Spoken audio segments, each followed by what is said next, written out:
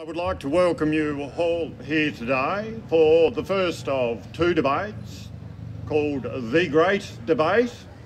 And a debate, of course, is a contest of ideas.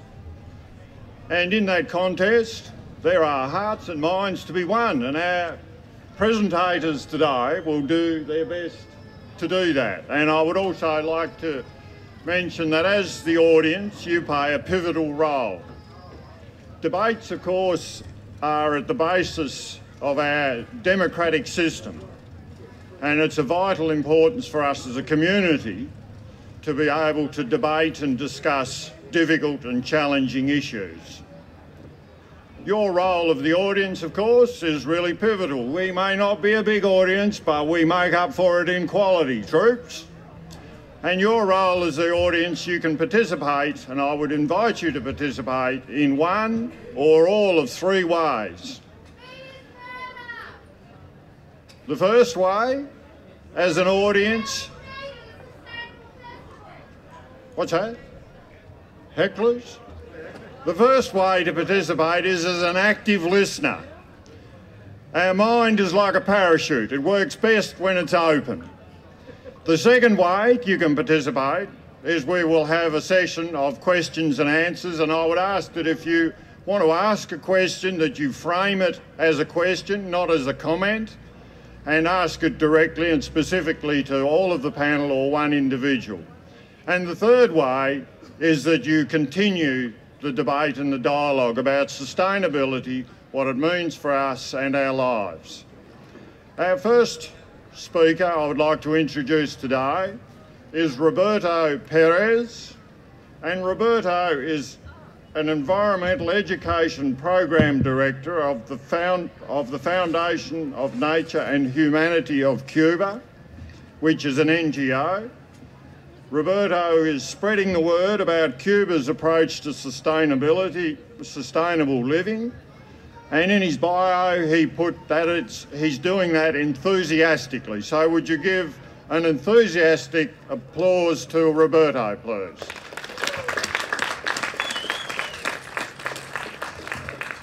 Hello, everybody, and thank you for being here. It's my second day in the island, my first trip here.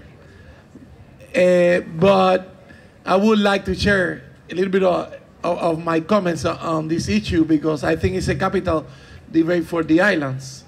The islands on the world are facing multiple challenges because they are coming to depend to feed themselves in an open economy, and they depend on the mainland for supplies of food, and they're more and more vulnerable to different things, especially the events of climate change. But when the debate goes to the local, to Tasmania, and you ask me, can Tasmania feed itself? My short answer is yes. Yes, yes, yes. Why, even when I don't know a lot about the system, when you consider the main environmental variables of the island, like surface, arable land, population, density of population, climate, and soils, the possibilities are very, very, very good. Even you are in better conditions than many, many places of mainland Australia. So my short answer is exactly yes. But I will have to add, saying that the fact that a community feed itself is not necessarily going back to feudal times, that we just eat what we grow, because that's not possible, and that can be a bit boring. The idea is like the base of the food that you eat should be local, not only in the island, but probably maybe around 80 kilometers around where you live. So if you can produce 60, 70, 75% of what you eat, and you eat with the seasons, and you're very proud of your local produce, then the island that have some high quality produce, that with that can bring all the things that you cannot produce, like tropical crops and things like that, but they don't have to be the bulk of your produce. That's basically the point. So the idea is not eat only the same every day, but like the bulk of what you eat is local, is produced locally. Your money is beneficiating and supporting local farmers and local people and local industry. This is a very, very, very important. The other thing is that there are enormous possibilities that many islands are using right now in terms of like what we call in-borders exports, and I'm going to explain. For many, many islands, and this is one island, that is an example of that, tourism is a very important industry, or that. But the idea is that the tourists that come here, they have to eat. And they want to eat local things, and they want to eat things that they don't usually eat on their houses. So the idea is that if your industry have to be enough to produce for the locals and for the visiting population. And these people, maybe in some cases, they can pay, you know, like a plus or premium price, or you can also being able to export without paying transportation, because it's the people that are coming here to visit you and they enjoy some of the things that happen. Another important thing also is that it's very, very important to try to decommodify the food system. So when the food system is a commodity, the big players will produce cheaper and they will sell to the supermarkets, and the supermarket sells to you. Not that cheap. So they will be making a lot of money. And the only people that will be benefit of that is the people that are working in that industry, or, you know, those jobs. So the idea is that the more that the food system is part of our daily life, and we can contribute to produce a little bit for a hobby, for exercise, for living quality, is a better the quality of life, and in that is it better that we are going to engage with our neighbors. So a strong food system for Tassie, yes, that will benefit your quality of life, and that will make you very proud. Thank you.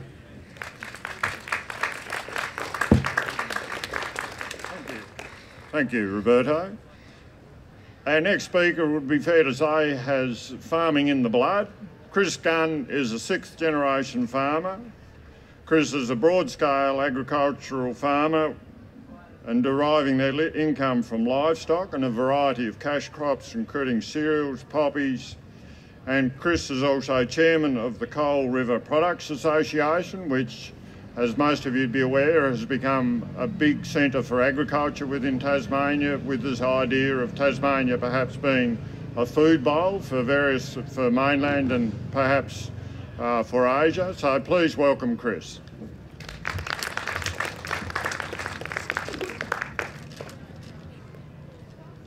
Thanks, Charlie, and for inviting me to be a guest of this discussion today. Can Tassie feed itself? And in my opinion, we can do it easily, and we have done since European settlement. At the moment, we have got a vibrant agricultural industry. It's the 4th largest industry in Tasmania. We have over 3,000 farms. We have a farm gate return of over $1 billion.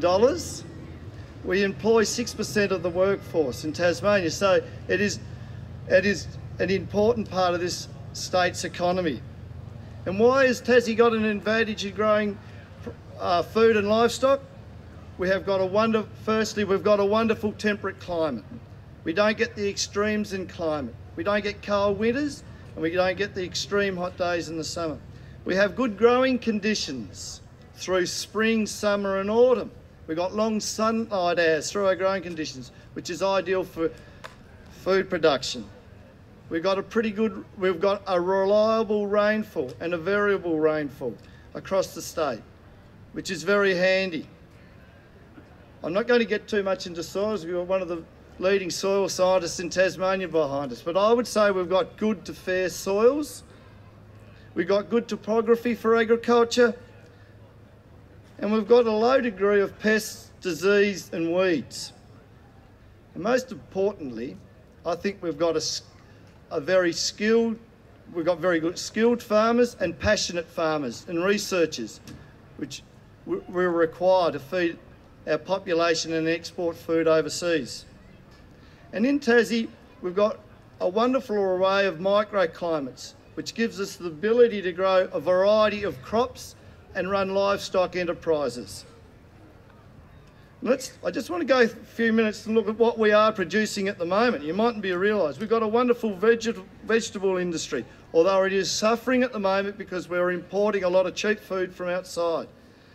We grow potatoes, onions, carrots, broccoli, cauliflowers, cabbages, peas, beans, Asian greens, tomatoes. The list goes on. Cereal crops and grains. We've got barley, wheat, oats, buckwheat, chickpeas, lupins, lentils. The list goes on. Oils and oilseeds, canola, linseed, lavender, olives, hemp. We've got stone fruit and fruits, apricots, apples, cherries, nectarines, peaches, pears.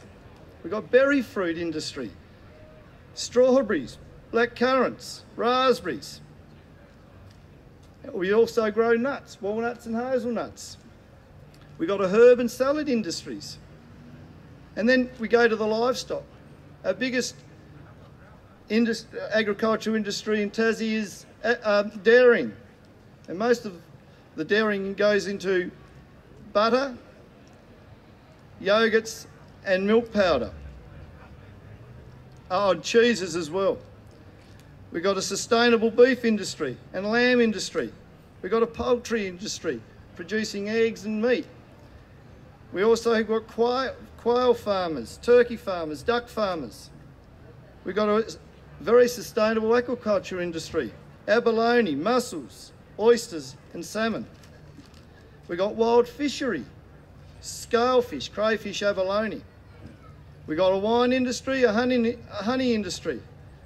So as you can see, there's a broad range of products we produce in Tasmania. The only things that we can't produce are tropical and subtropical fruits and vegetables. And I think we'd have trouble growing rice too. But we have got, if we have to, we can survive on the foods we produce. The next question to the discussion was, do we want to? And that's a very interesting one.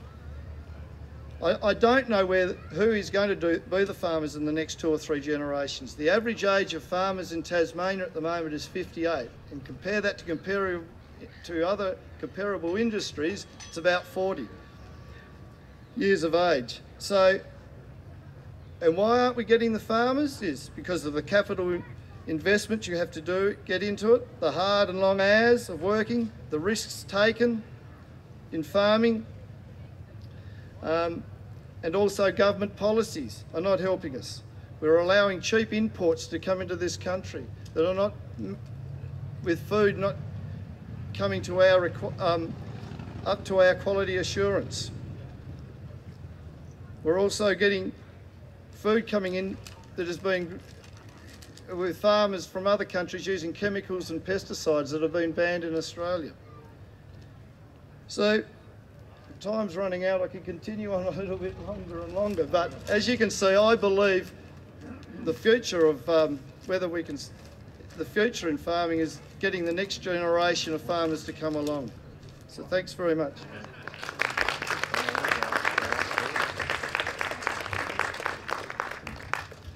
Thanks for that, Chris.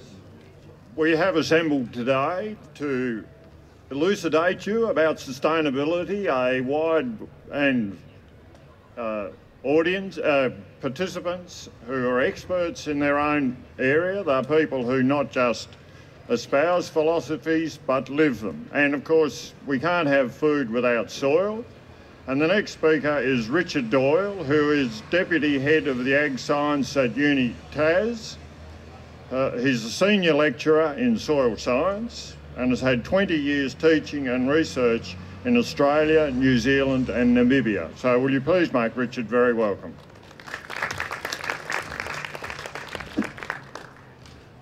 Thanks very much, Charlie, and happy to take any soil-related questions at the end of the address. So I'm on the affirmative again. So can Tassie feed itself? Yes, we can, and we're doing it. We're doing it right now.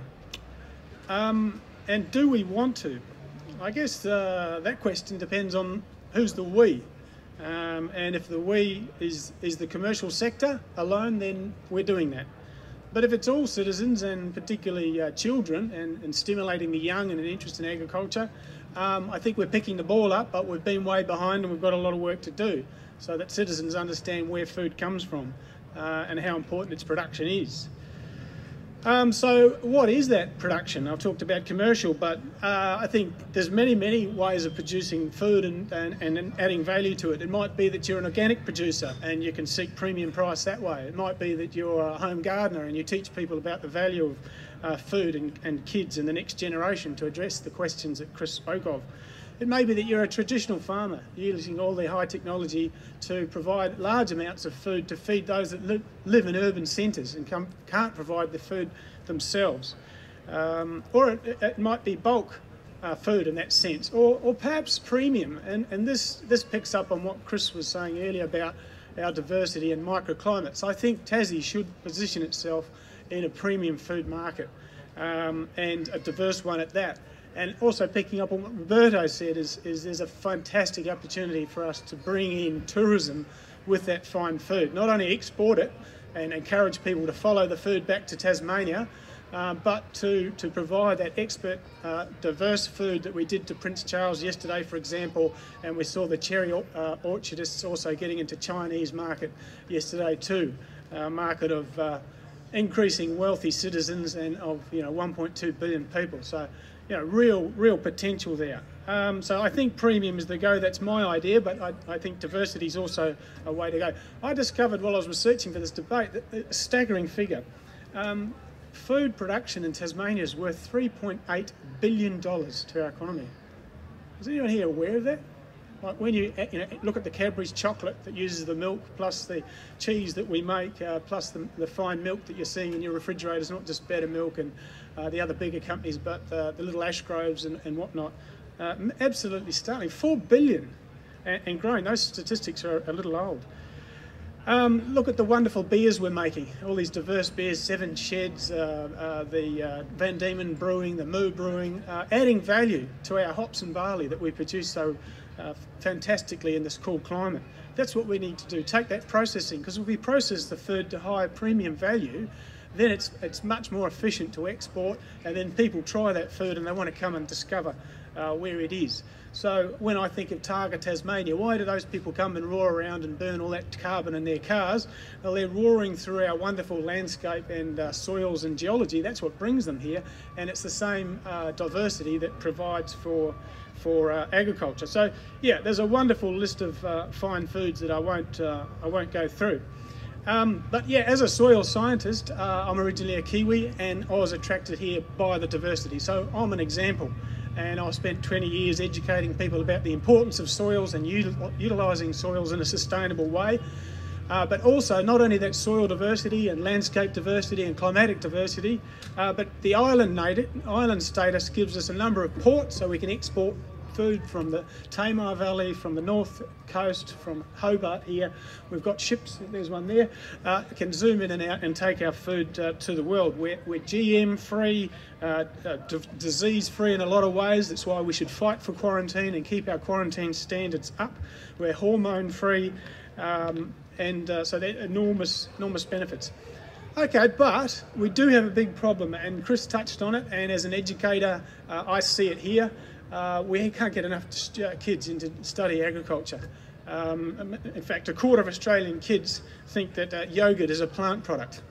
Another quarter think sugar is a man-made product, chemical.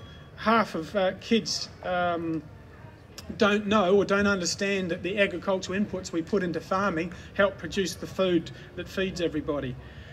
So yeah, how do we move forward? We need to be smart. We need to be water wise. We need to bring in precision in our use of fertilisers and pesticides to provide that food wisely. As Roberto says, we need to promote the local product and what I call food tourism. and stimulate the young. So yeah, moving forward, we need to be innovative, diverse and sustainable. And I'll leave it at that, other than to encourage you to a joint Australian-New Zealand Soil Science Society conference that we're bringing to Hobart in December. There's 450 people coming along to that conference and from 20 different countries, and that'll be on starting the 2nd December. So I'll leave it at that. Thank you.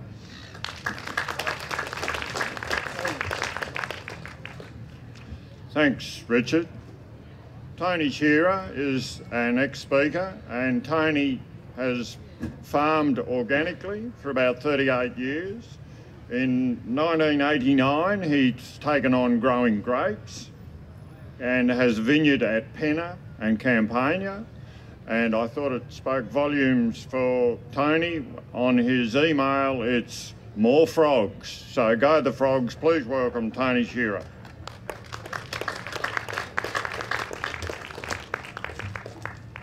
Thank you, Charlie. I, in fact, am Tony Scherer. I'm not from Tasmania originally, but I am now an Australian citizen. I've been here for 23 years, and I wouldn't live anyplace else.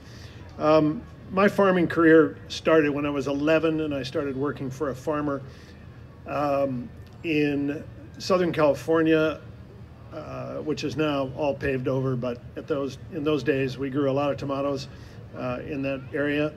Hot, dry summers, Mediterranean climate, very low rainfall, 8-10 inches a year. I then moved to the central coast of California, which is much like Tasmania, temperate climate, near the ocean, moderated by fog, cool summers.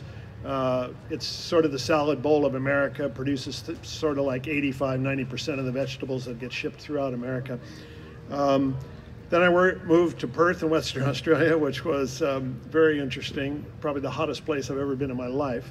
Wonderful place, but I don't know that I enjoyed farming there all that much. And then I came to Tasmania. And without a doubt, and out of those 4 places, and I'll make this statement, I think Tasmania is the best place in the world. At least I don't know of any place any better to farm temperate climate crops. Because in Santa Cruz, on the coast of California,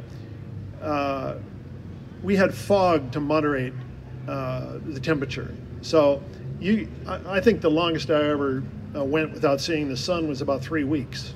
So you'd get this fog, things like artichokes, Brussels sprouts, cabbage, broccoli, lettuce did very, very well. But here we have sunlight, so we can grow crops and retain the acidity that we get with cool climate, which gives flavor to things here like strawberries and raspberries, and which you don't get anyplace else in the world. You get sweetness where it's hot, but you don't get acidity. It's a very important fact, and that's why we grow wine grapes here. So that's what we do best. We grow cool season fruit and vegetables. I think that I have a little bit different tact on what we should be doing here. I think we should be small to medium-sized horticultural producers that grow premium end. I'm not talking about mildly good stuff. I'm talking about the best quality in the world.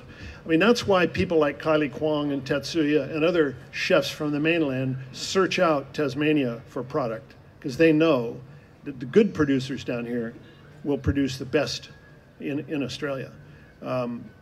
So I think that that's really only done.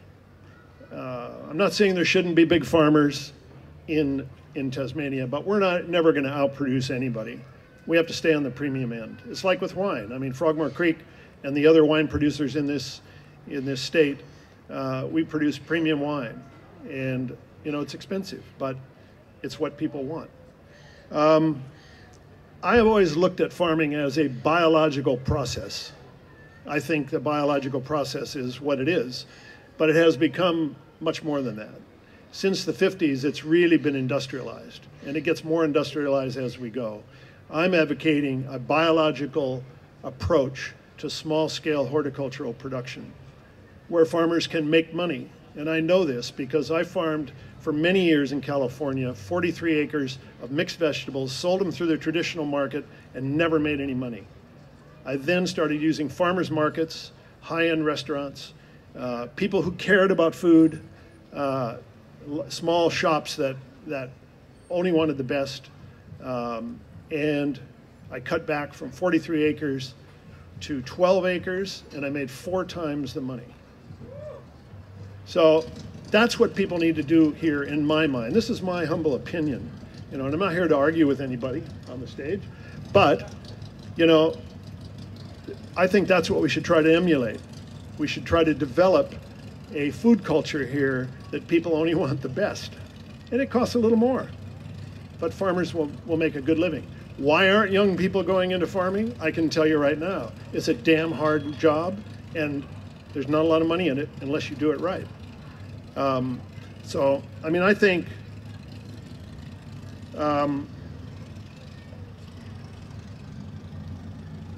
that's really, I guess, about all that I got to say, but this is the direction I'd like to see farming go in. We have just formed a nonprofit little group called Sprout that is going to try to train people to farm in this method, with these methods.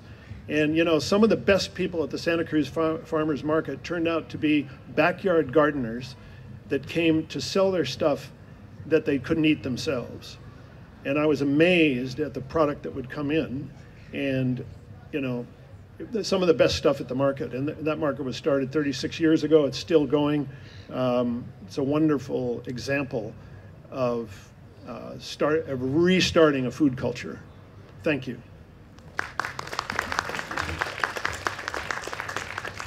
Thanks, Tony. Hannah Moloney is a president of an organisation which I must confess I have not heard and sounds absolutely fascinating, president of the Australian City Farm and Community Garden Network. It's an urban food system and it's been in place for about 10 years. Hannah added in her bio that it helps to excite people about the delight and necessity of growing food, and in closer to urban environments where the population is close. So would you please welcome Hannah Moloney.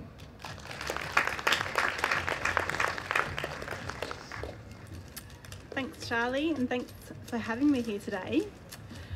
So, having grown up on a small city farm in Brisbane and having worked in the area of urban agriculture and community development my whole life, I feel like I have a good understanding of the effectiveness of local food systems and their role in helping to feed people. And as the current president of the Australian City Farms and Community Gardens Network and a permaculture and sustainability educator, I know that if we applied ourselves, really developed and honed our growing skills, Tasmania could produce and distribute enough food to feed itself. And I know that if we needed to, this could happen swiftly. However, I don't actually believe Tasmania could adequately feed itself right now. And I also have trouble believing that Tasmanians actually want to feed themselves right now. I can see significant challenges in this occurring on a range of levels, politically, culturally, economically, and environmentally. But today I'm going to focus on just 2 items in particular, and these are inputs into agriculture and the unfortunate nature of human beings. Yes, but first let's dig into the topic of soil. There's an old saying, healthy soil equals healthy plants equals healthy people. I think most people here have probably heard of the 2-headed Tasmanian jokes. There's been quite a few of those over the years. However, what less people probably know is that there's actually a bit of truth in these jokes, in that due to the lack of minerals and nutrients in soil, specifically iodine, people developed goiters on their necks. It looked like they were growing a second head. This all came about as the soil people were growing their crops in was sufficient of the adequate nutrients. These days, this is well monitored and a range of inputs are added, so the jokes and jests are drying up. But it's an important lesson that we need to feed our soil to make it healthy if we hope to enjoy a healthy life ourselves. Australia, as a whole, imports a range of agricultural inputs. Some good, some not so good, and actually some are just essential. One of these is phosphorus. Along with nitrogen and potassium, it is one of the essential inputs for growing food. Without it, we simply do not eat. Australia is not blessed with phosphorus-rich soils, and as a result, we are the 5th largest importer of phosphorus in the world. Right now, we do produce half of the phosphorus we need from up near Mount Isa in northern Queensland. The other half predominantly comes direct from Morocco, the Western Sahara, and sometimes via the US. Most of you will probably be aware of peak oil by now. There's also something called peak phosphorus. This finite resource is getting harder to access due to geopolitical, economical and biological constraints. And based on current estimate of reserves and demand growth, peak phosphorus is estimated to occur probably around 2035. After this time, things could start to get a bit tricky in accessing the phosphorus and a bit tricky in carrying on with current agricultural practices. However, did you know that human urine possesses up to 80% of the phosphorus required to grow food? Parts of the world have long captured their urine and as a phosphorus input for their agricultural pursuits with perfect results. Cycling our nutrients within our own regions kills a couple of birds with one stone, and that you can prevent effluent pollution and turn it into a valuable resource to fertilise our food production systems. But culturally, I can see people cringing right now in this audience. So imagine trying to get local government to approve city folk fertilising their backyard vegetable crops with diluted urine. Imagine state and federal government making it compulsory for small and large farmers to catch and use their urine instead of importing minerals. And then imagine trying to get approval to use composted human manure as a fertiliser in crops in Australia.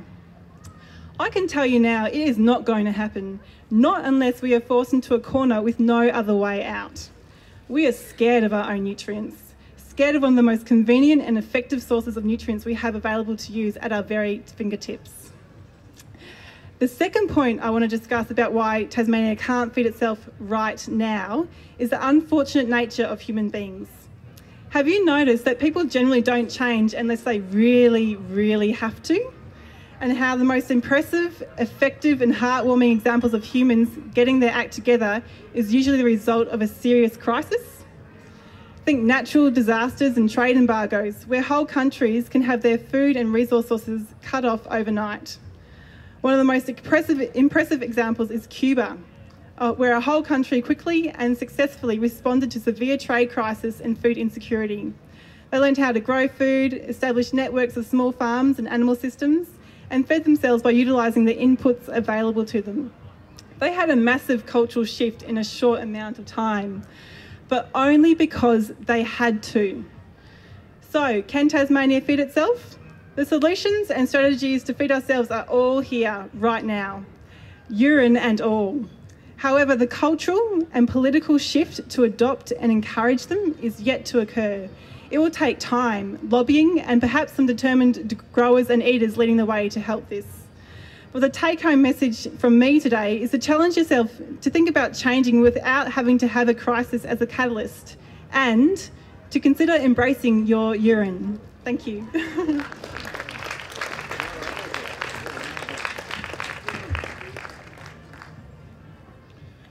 Our final speaker in this individual presentation is Jenny Dudgeon. Jenny is an early childhood teacher at Lansdowne Crescent. She's a lead teacher for sustainability at that school. She is also a member or a convivium of the Slow Food organisation, which hopefully some or all of you have heard of, which believes in combining the pleasure of food with the relationship to community, which of course is basis for our existence, and that food should be good and clean and fair. So would you please welcome Jenny Dudgeon.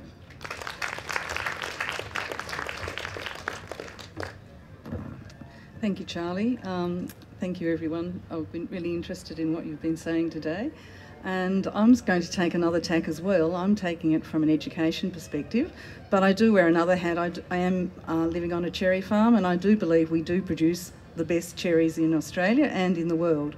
And I think we should be proud of what we produce very much. And as Tony alluded to, we certainly are being sought out by people both nationally and internationally because of our produce and the quality of it. But I'm also concerned, though, about the choices that are being made, and the choices particularly with children and for children and by children, and the quality of food that's being sourced and that children are eating in their lunchboxes. We're seeing often, and I've seen quite a few school lunchboxes because I've travelled the state working with different schools, that there's not enough fruit, not enough vegetable, and there's quite a lot of high sugar, high fat and low fibre in children's lunchboxes, and that's quite a concern. It obviously has an impact on the way children perform, how they're able to concentrate and how they're able to learn. So that, how do we change that? That's the issue. What can we do about that? The effect for children, for an example, I saw, for instance, one child who had a 2-litre Coke and a pie. That was his lunch. And then the other extreme was a child who had the most beautiful sushi and fresh fruit. So you've got this huge diversity of foods that are available, but there is a higher proportion of foods that are packets, that are easy to put in the lunchbox and perhaps just easier time. People are time poor, and they're a quick fix for a child, and often it's peer pressure that's causing those choices to be made. Also, it's the effect of media and the positioning of that media at key times during child's viewing that makes the child the pester power, is a huge impact on mums and dads. They often give in because, you know, that's what the child wants and that's what's in their lunchbox. So that's really impacting then on them, and obviously it's a financial consideration too. Often those packets, you know, work out to be a lot more expensive than it would be if you're buying in bulk or you're looking at fresh produce. And it's important, I think, we had a student who was from a refugee country. He came to our school and he had the most beautiful, absolutely delicious lunches. We were all looking at them wishing they were ours. But it only took a very short time for that peer pressure for him to realise that that wasn't the sort of food that was being eaten in that school. So he ended up having lunches which were white processed bread and also the leftover fast food from the night before. And that was just heartbreaking to see that change from a country that really had a celebration of food.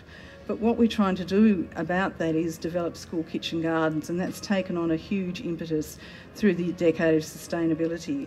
And now we've got school kitchen gardens occurring right throughout Tasmania, and a typical kitchen garden has 6, 8, 10 or so raised beds, and it grows a variety of produce. We've got a lot of leafy greens being produced. We've got some schools are moving into stone fruits and lemons, and also moving into berries. We're also moving into, we're a little bit constrained because we're trying to work within terms, so we're trying to look at products that can be produced within a 6 to 8 turnaround time. So broad beans are on the go at the moment. There are, in my class on Friday, we had broad beans and pasta dinner, and that was just the most beautiful thing because a lot of the kids say, no, I don't like them, no, I'm not going to eat them. But by the end of the meal, they were wanting the recipe, and they were just, this is nice. And there were literally all the bowls were clean. So that was a testament to being able to see the product, take a turn at learning how to cook it, but equally know that it had come from their garden, they'd grown it, and they'd actually planted it earlier in the year, and that was fascinating for them to have that, and then to take it home and say, Mum, we want to grow this, or we want to have this for tea tonight, is tremendous.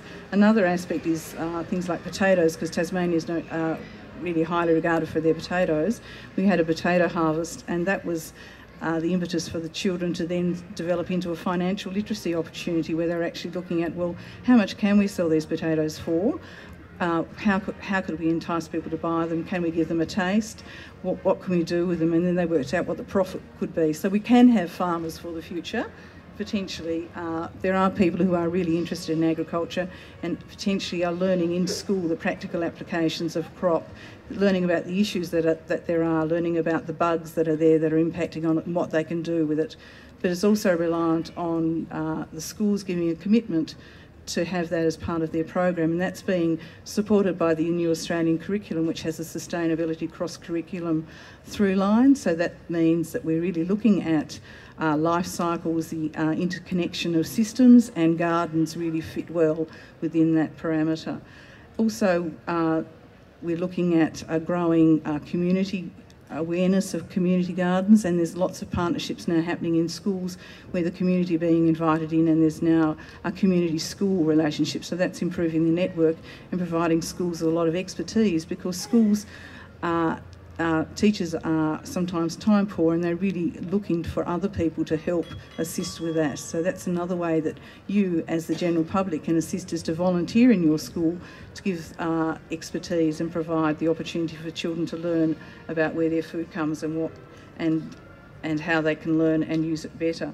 The other thing I'm wanting to mention is that we have also other programs that are operating to help with children so that they are becoming more active. There's the Move Well, Eat Well program, which is really looking at nutrition, encouraging children to eat healthy foods, make sure they eat vegetables and fruits, but also water, and are more active in their lives. There's also a Family Food Patch program, which is looking at children from birth right through to the to preschool area, so really encouraging breastfeeding, good nutrition and health for mothers.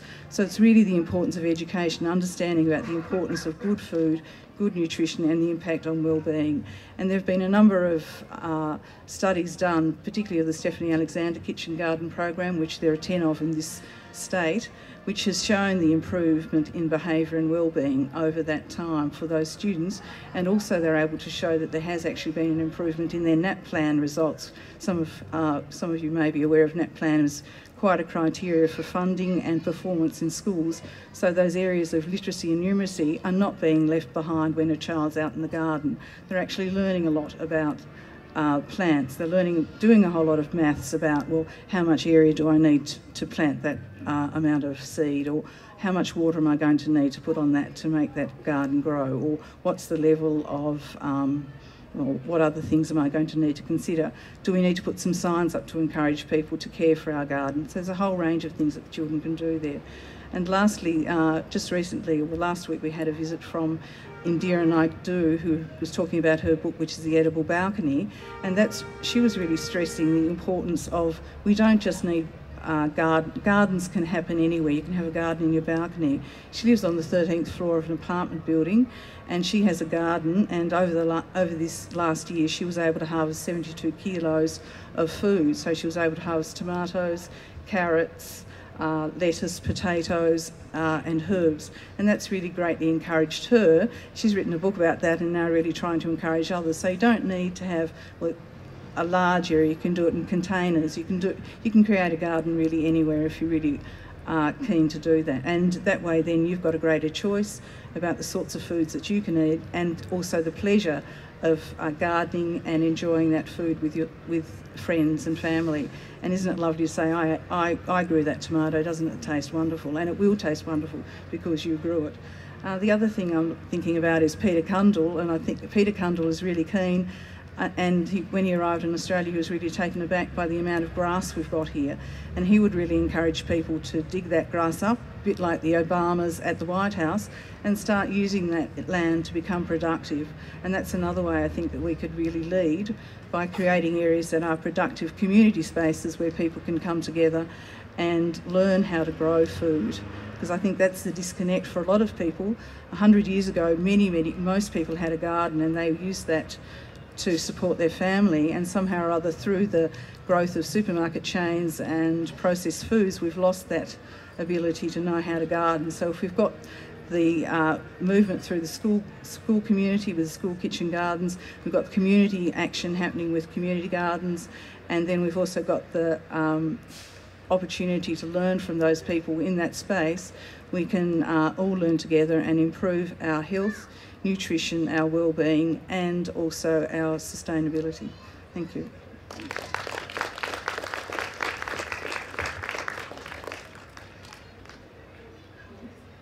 We're now going to have a period of questions.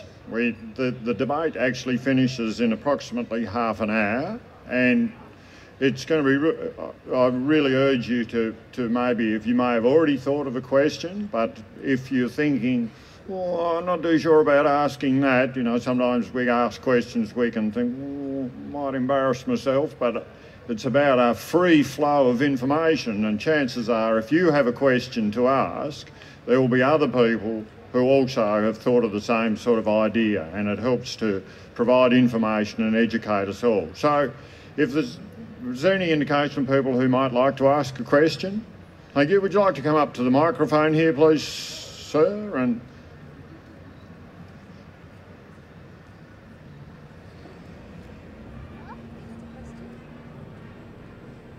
we ask can Tassie feed itself? I think back 250 years, virtually. Oops, sorry, say that again. Let's think back 250 years to Tasmania feeding itself. Because of that period, virtually none of the foods we currently use grow to Tasmania. Can you hear me? We're having a bit of a technical meltdown here. We can't hear. Hold it down. If you want to use this one, how about here? Okay.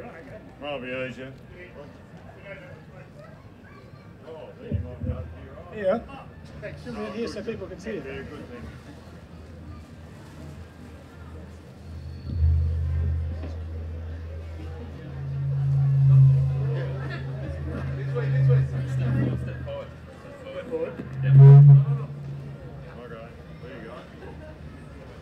Hopefully this will now work.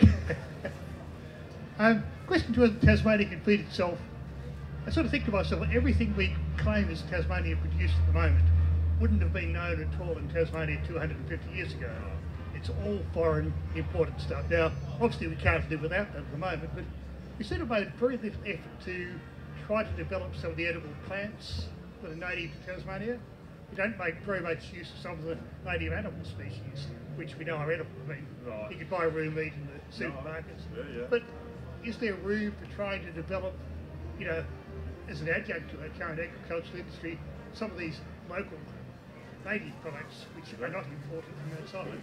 Okay. And if not, what's the big barriers to doing it? Okay, terrific. Thank you. Yeah, good question. Does anyone want to, well, was anyone specifically or just general? Anyone want to have a go at that? Whether instead of importing our phosphorus, we... Well, I guess there's two answers to that. Van Diemen's pepper, which ends up in some of the local cheeses. Ashgrove use it, for example. I guess I eat a lot of wallaby kangaroo meat. I agree with you. We should be taking more advantage of native animals. But not being an expert in that, that's about all I could add to it. You know, I agree. Roo meat is probably very good. It is very good, low in fats and things. To commercially farm it though, it'd be a lot harder than running sheep. I know that. You know, how would you control them? But it'd be a good idea. We're trying to get possum industry going. It's politics again, you know. So, but I noticed, I read the other day in the Tas country that someone's selling possum fur to a European wool spinner to try and blend it with wool. So, you know, that's a positive. But talking about a native game, that is one of our biggest pests at the moment as a commercial farmer. We've got deer numbers getting out of hand. We've got possum numbers that are getting out of hand. We get roo numbers that are getting out of hand. We've got white cockatoos that are getting out of hand and causing a lot of damage. And so, but you try and get a permit to kill them, it's very, very hard. And I don't think the city people realise what populations are out there and what damage they are doing to the rural community. I think that the questions have been addressed from 2 points of view. One point of view is the quantity, and I think that it was perfectly proven that it was possible. And the other point of view is the quality of the food, no?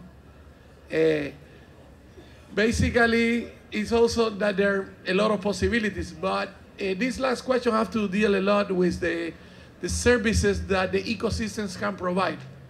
Some of the services that native ecosystems or climax ecosystem can provide is some amount of food, but in this case it needs to be regulated, you know, being calculated the amount of like meat and things like that can be taken in the system without destroying the species. And the other thing is that there can be other services like biochar, nutrients, the production of water. So the idea is that the agriculture and the food system needs to be in harmony with the nature, or otherwise the system will require a lot of chemicals and it will be at war with the system. So this is one of the things, sustainable development, so that the agriculture that we do won't harm the environment, but also will take benefits of the services that those ecosystems are providing. And of course, you know, it's a matter of exploring and to achieve a win-win solution.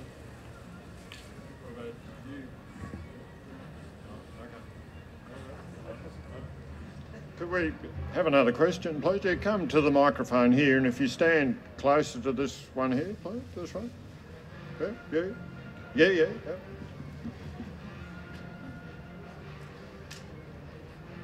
Just stand close to that microphone, it'll be fine. Testing 1, 2, 3, 4. How's that? Right. Here's a statement followed by a question. It's often been said that the soils on the northwest coast are rich in iron. In fact, if they were any richer, we'd mine them and forget about the food production, you see. My question is, how do plants monitor or establish their uptake of iron so that they don't become toxic? Is that a good question?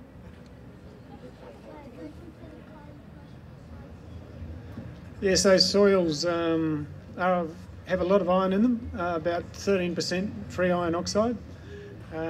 But we wouldn't mine them, no, because most mine deposits would be over 50% iron ore before you'd start mining them. Yes, the root uptake. Roots don't take up nutrients in an organic form; they take them up as mineral elements, and so the root has a number of systems of passive and controlled uptake through that system. I'm not an expert in plant science, I'm a soil scientist, but they can exclude uptake of iron. Plus, the iron is in those soils, and it's remained in those soils for many, many years, so it's actually quite strongly held. It's actually precipitated as an insoluble mineral. So just because the soil's full of iron doesn't mean there's a lot of iron in the soil water where the root's sitting there taking its nutrients up. Any nutrient that goes into a plant has to go from the soil into the soil water and then through a mechanism of uptake into the plant root and up into the plant. So there's always that equilibrium. Soils are full of silica, for example. I've got two examples here. One of those red soils has got a lot of iron in it. The other white one's very silica rich, but 99% of that silica is just not plant available. It's in minerals, all right? So hopefully that helps answer your question. Maybe I'll just address Hannah's one about phosphorus. She is right on the money with the phosphorus. Basically, the New Zealand economy, where I'm confessed I'm an ex-Kiwi, the New Zealand economy runs on imported phosphorus. Okay, it's a grass-based economy. Okay, and the grass fixes the nitrogen. They use the clover, but they basically put the phosphorus into the soil to drive the entire New Zealand economy, pretty much. And the most important test in New Zealand is the P retention test. How strongly does the soil mop up the phosphorus? And so I guess if we bring it back to Tasmania, these red soils, their key problem is not the too much iron, but too much that iron fixes the phosphorus in the soil. And so we apply the fertiliser, but the soils actually mop it up in an unavailable manner. So I'll leave it at that, thanks.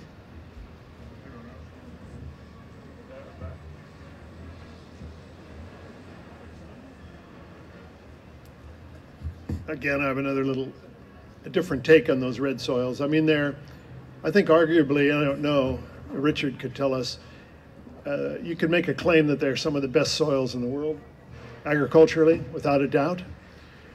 We have a great potato industry up there. I'm from America, where Idaho grows great russet Burbank potatoes. Northwest Coast grows fantastic russet Burbank potatoes, some better than I've seen in Idaho. And what do we do with them? We treat them as a commodity and we sell them to a processor who then sells them to the bottom food chain, which is McDonald's French fries. I mean, we need to get smarter about what we do. We need to develop a fresh market potato industry that brands itself and says these Tasmanian potatoes are the best potatoes in the Southern Hemisphere, and then the processor can chase after what's left.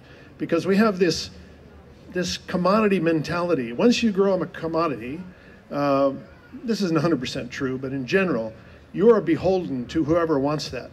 So if you make dry milk powder rather than cheese, dry milk powder is an industrial ingredient that is sold on its spec. So some guy in an office looks at a sheet and says, the stuff from Tasmania has this much protein, this much butter fat, this much this, I'll buy that because it's the cheapest price. They don't care whether it comes from Tasmania or Transylvania. It doesn't matter. We have to stop doing that if we're going to get smart about agriculture.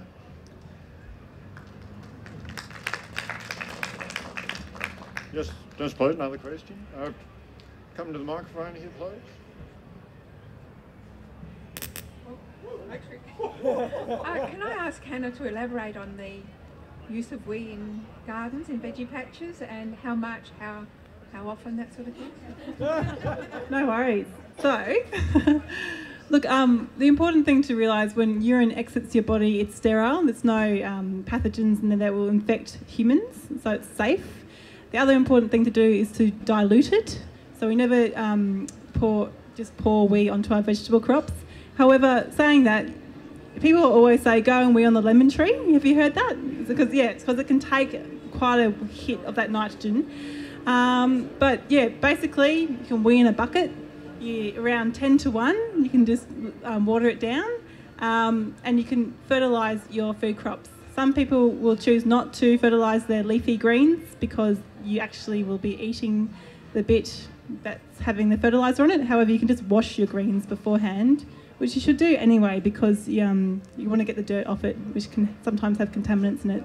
Yeah, does that answer your question? Is that good enough? Oh, how often? So, look, I guess you'll fertilise your crops according to where they are at the stage of production. So, where you put them in, and also when they're coming to their fruition. So, towards the end, you can do it. You can do it like not too much. Like you can drown your plants, but you can do it quite regularly and not kill them. But the important thing is to dilute it. Yeah. Anyone else? I just want to say on biosolids and reuse, or do it. Hannah mightn't realise that around the state in the last 10 years, state and federal governments have put in some reuse schemes. There's a big one out the Coal River Valley. We're trying to get all the reuse water from the Rosny sewage plant at Clarence goes out. Well, we're hoping to get it all out there. We're having a few troubles being used in agriculture. There's one at Brighton. They're all scattered all over the state, which was a good... a lot of this was initiated by federal governments, which went in 50-50 with farmers and local councils, so that they didn't have to upgrade their Class A sewage works to Class A, and so we're using Class B recycled water. We're also spreading biosolids on a lot of properties in close proximity to Hobart now, since Southern Water have taken over. So these things are happening slowly, but it's very hard to use, especially biosolids to spread it on. It's a lot easier to use conventional fertilisers, but we'll get there as technology. But it comes down to economics. If you want it, farmers have got to be sustainable. If you're not paying a lot of money for the end product, we can't spend a lot of money on the other end either. So. Yeah, I guess that just reiterate what Chris is saying, that there has been a shift. The wastewaters and we'll call them biosolids rather than sewage sludge. Sort of nice politically correct term, but yeah, biosolids are spread on the university farm, quite a number of farms out in the Coal River Valley, and it's quite amazing to see it go out. It's a massive big machine with this sort of sticky sludge that gets pushed at a fan and through a grating, and the sort of the proverbial hits the proverbial, and out it goes into the field. And so these things are happening. So we're slowly closing that loop, but I guess there's still fuel needed to transport that wet product. There's still electricity needed to pump that fluid. I guess I can confess, I haven't weed in a toilet in bloody 10 years. I put it all in my garden and do exactly what you say. As a soil scientist, I like to see it going round. So I think you're right on the money. Yeah.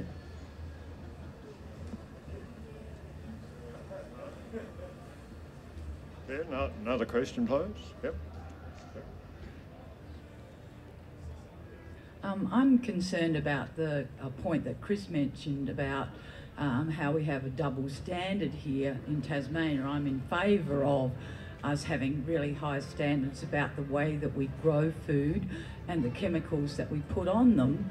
However, it seems most incongruous to be having imported food that we don't know what the chemicals are, we don't know what the soil's like, and I'm just wondering what the answer to that is.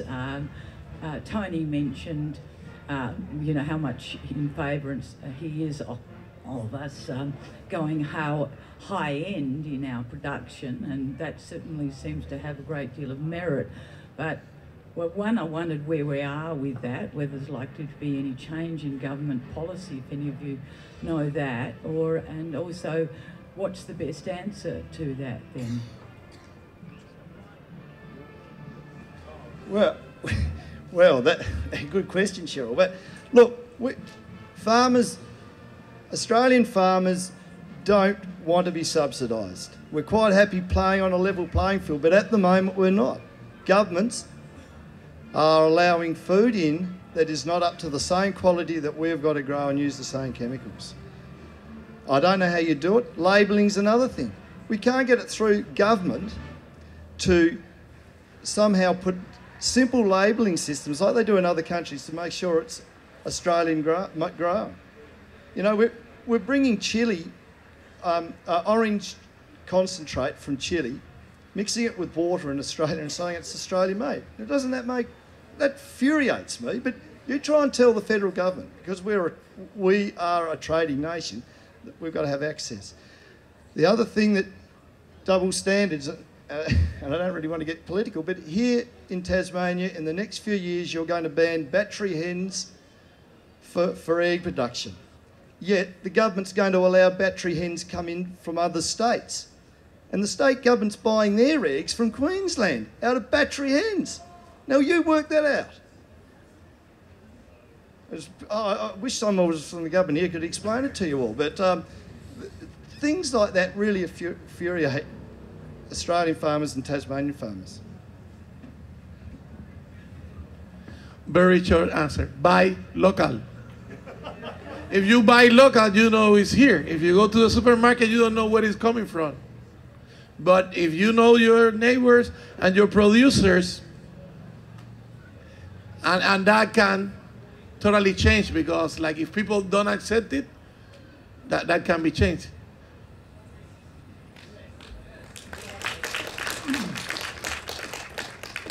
That's exactly right. You know, I mean, I'm not here to, I said to myself, I'm not going to say anything negative, but I always lie to myself, so here goes. You know, when I was in California selling vegetables to Los Angeles and San Francisco, they went through a distributor, through a broker, and usually ended up in a chain store. And I had a deal with a chain store buyer. I've never had such soul-destroying experiences as that. I didn't mind them trying to steal my money, that's one thing, but when they try to steal your soul by telling you your stuff is crap, it's no good, nobody wants it, they would always use this term, the housewife doesn't like your beans. And the next day, my 10-year-old daughter and I would go to a local farmer's market with the same beans I shipped on Friday to Los Angeles, and there'd be a queue of 30 people waiting in line with bags to get them, because they knew who grew them. Instead of getting $6, which covered, you know, freight, picking, etc., for 30 pounds of beans, I got $28 for 30 pounds of beans. So, you know, then it lifted your spirits. But I'll tell you, if you have to listen to some chain store buyer telling you how poor your stuff is every day, it affects you here, you know, it really does. So the closer you can get to selling to either a consumer like yourselves, or taking them into the local small shops that care about what they're selling and can talk to their customer, to me, that's the way to farm, that's the way to sell. But it requires, you know, you've got to reduce your scale, because you can't spend all your time, you have to spend your time marketing, and most farmers don't have the time to do it. For the products that cannot be produced here, like tropical things, the other short answer is fair trade. Sometimes even there is the photo of the producer of Cuba and Ciego de Ávila, and they sell the orange juice in London. You can go, if you go to Cuba, you can visit the guy and check that it's true. So, you know, there are ways to, but you need to take control of what you buy and what you eat.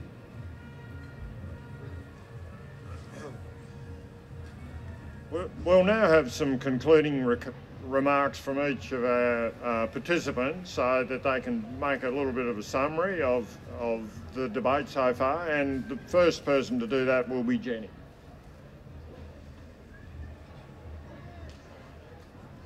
I think we've heard today that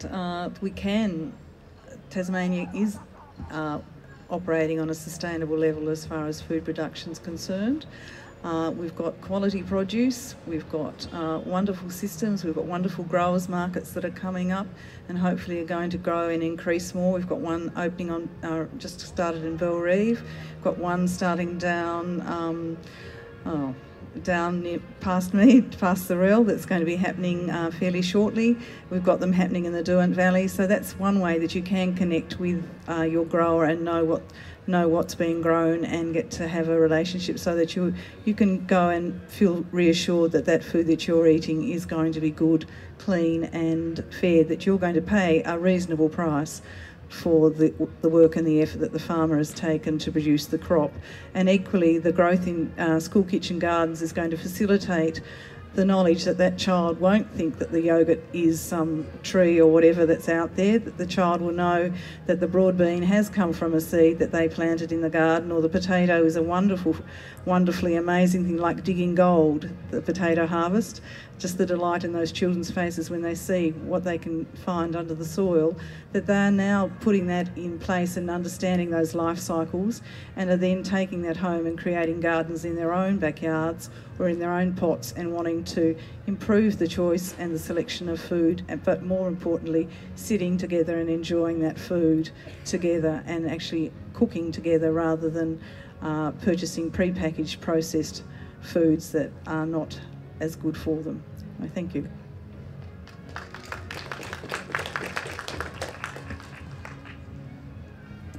Oh, look, as already been mentioned a couple of times, I just reckon we need more growers and not just more broadacre farmers, which play a crucial part in feeding our country, but we need more growers in the cities and on peri-urban spaces and in rural regions. But they need small to medium-sized farms, been proven again and again globally to be some of the most productive farms in the world. We need to support more of them, and we need to support young people getting into farming, as also been mentioned. Access to land. I am constantly trying to look for land.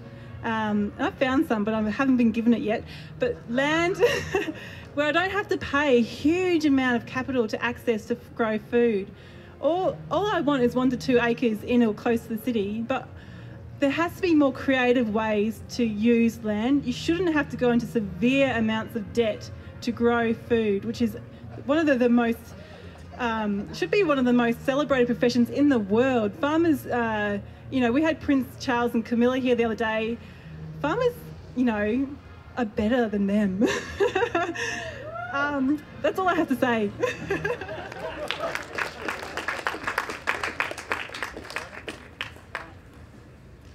Okay. Before I came here today, I brought a few things for show and tell.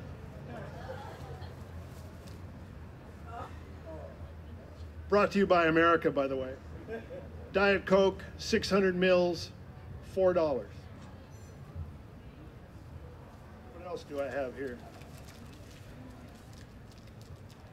Mars bar, 72 grams, $2.80.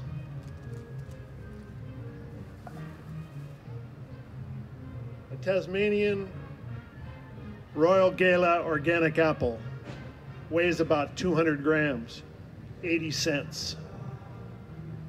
What would all of you say if I said, please pay me $2.80 for this, like you pay for this? This drives me nuts. If you paid a farmer $1 for that, he would make a fortune.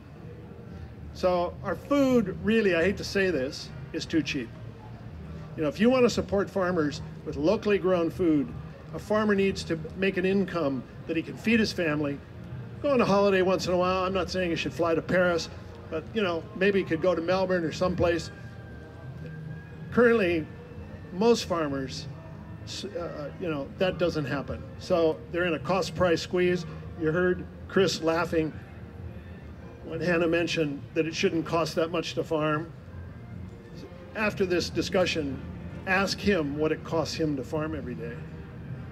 The equipment alone is incredibly expensive.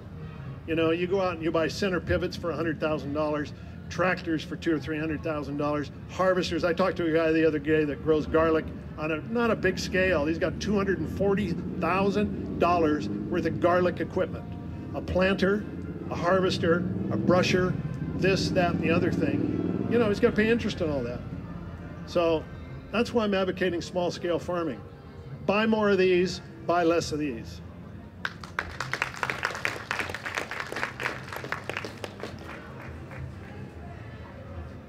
Okay, well, I think today we've heard that Tassie can feed itself, but I don't know how many of you are aware that for the first time in human history, more people now live in urban centres than live in rural centres. So someone needs to get the food to them. So while it is good to buy local and eat local, I've got no problem with that, and that Tassie should go premium, we've still got to feed this urban population.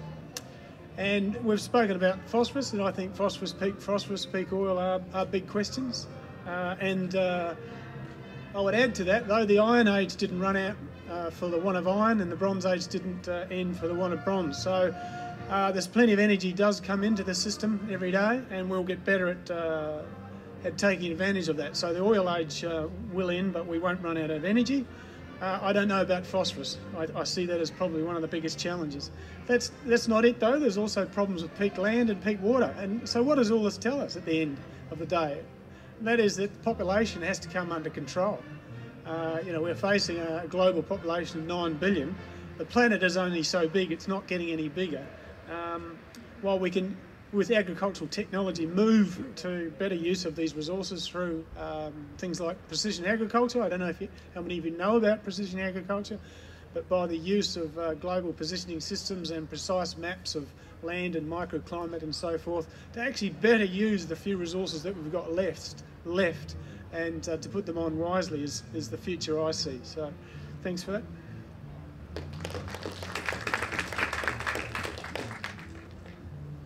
Well, I think you're the consumer are the ones who can control this. You've got a demand where you buy your fruit, meat, wherever, to ask for it to be Australian or Tasmanian. And you've got to be prepared to pay more than just what the supermarkets are asking. Ask the question, where's it come from?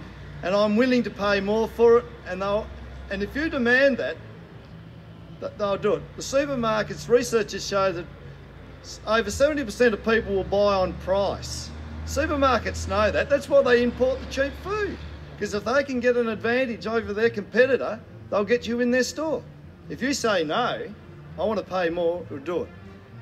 Just to answer one of the questions, while I was doing some homework on this presentation, I looked up the figures. I think the average wage for a farmer last year was $55,000 in Tasmania. That's why we're not encouraging young people. They laugh at that sort of money. And to be a sustainable farmer, whether you chose cherries, grapes, broadacre farming, sheep, wool, I reckon you'd need between $3 and $4 million in capital to set up now. So unless you've been lucky enough to inherit that, or your old man's got a bit in the back pocket, or he's a doctor, I don't know how you get into agriculture. But so just buy Australian. That's what I'd say, and be willing to pay for it. Tony showed us a very good example there.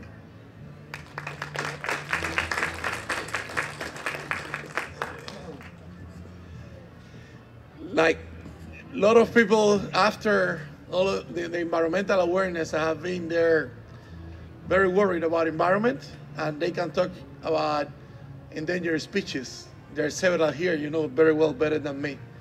But we don't understand yet that farmers is also an endangered species that needs to be preserved and helped and supported. No farmers, no food, you know, no humans in the process. And we will be to a very bad moment. But it's also part of the regional pride as our species, our products, our farmers, our food. We are what we eat, and we are what we live. And the moment that we forget that, we love a little bit less the place that we live. So let's bring this back to our awareness, and we need to introduce the awareness about food and the food systems as part of our regional pride. And that's what I'm trying to tell you, you know. Do the things local, do the things healthy, help your friends, and create community. Thank you.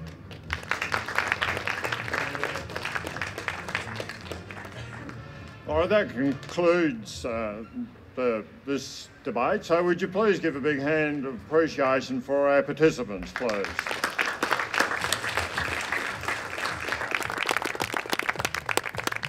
There will be an opportunity if you had any other questions that you wanted to ask.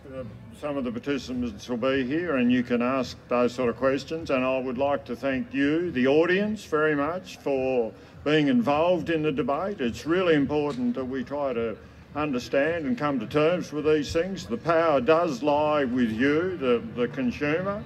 In the words of Chuck Pahunik, you cannot base your life on the past or the present. You must tell me about your future. So that's what we need to engage in. So thank you very much.